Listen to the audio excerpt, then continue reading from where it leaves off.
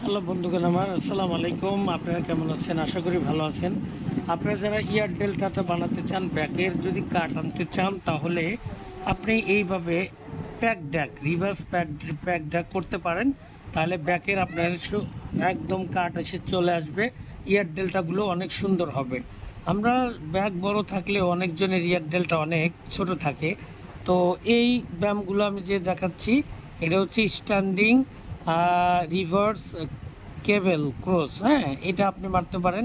তাহলে ইয়ার ডেল্টা, তারপর হচ্ছে লোয়ার ব্যাক, মিড ব্যাক, সব ব্যাকেরই লাগবে, ভিজিবল হবে, সুন্দর হবে। দেখবেন এইভাবে করতে থাকবেন।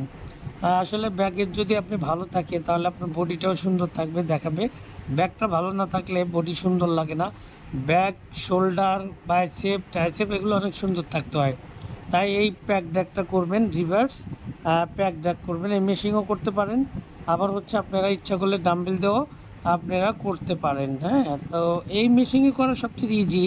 ইনজুরি হবেন না, সুন্দরভাবে আস্তে ধীরে মারবেন, তাড়াহুড়ার দরকার নাই। ওয়েট যতটুকু পারবেন অতটুকু দিয়ে মারবেন। আসলে ব্যাকের সৌন্দর্য হচ্ছে মেন। ব্যাকটা আসলে মানে বাড়ে না যদি আপনি দেখেন। এরপরে পোজিংগুলো দেখেন, আমি এই ব্যায়ামগুলো করে দেন পোজিং করেছি, তখন দেখেন পোজিংয়ে দেখতে পারবেন যে ইয়ার ডেল্টা ব্যাকের প্রত্যেকটা শেড সুন্দর হয়েছে।